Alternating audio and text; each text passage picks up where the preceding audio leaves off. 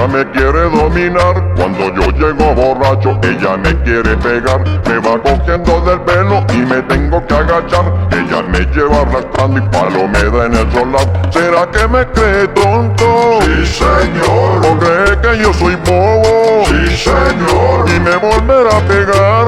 Sí, señor. Si me ve doblando el codo. Sí, señor. Claro.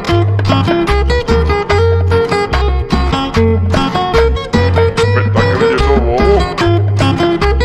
¡Ándale! ¡Olelo, pues, mija!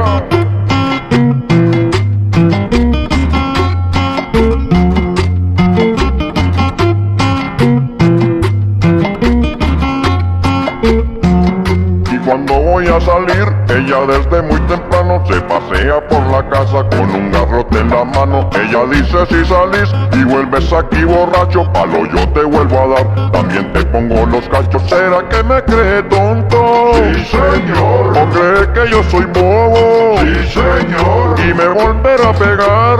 Sí, señor. Si me ves doblando el codo. Sí, señor. Y vuelve y le pega.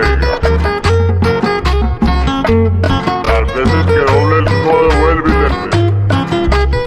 Sí, señor. ¡Ándale!